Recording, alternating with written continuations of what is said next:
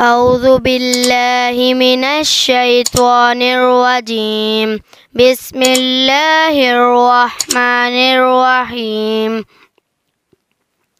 أما يتساءلون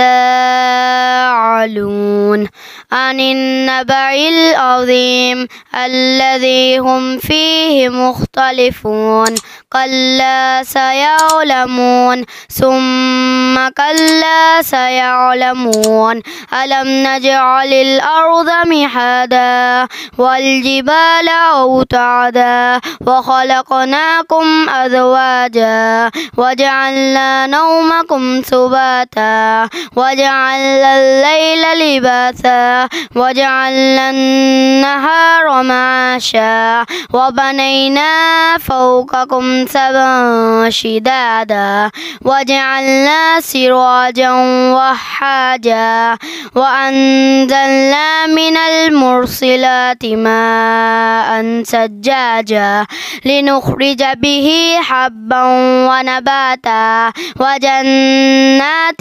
ألفافا إن يوم الفصل كان ميقاتا يوم ينفخ في الصور فتأتون أفواجا وفتحت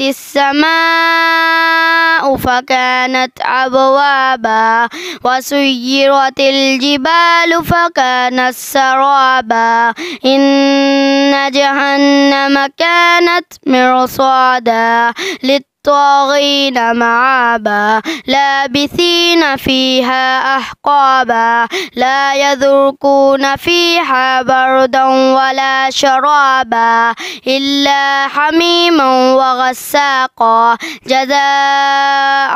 وفاقا إنهم كانوا لا يرجعون حسابا وكذبوا بآياتنا كذابا وكل شيء أحصيناه كتابا فذوقوا فلن نزيدكم إلا عذابا إن للمتقين مفازا حدائق وعنابا وكواعب أترابا وكأسا دحاقا لا يسمعون فيها لغوا ولا كذابا جزاء من ربك عطاء حسابا رب السماوات والأرض وما بينهما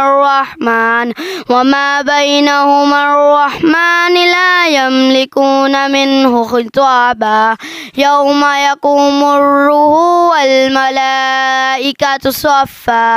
والملائكة صفا لا يتكلمون إلا من أذن له الرحمن وقال صوابا ذلك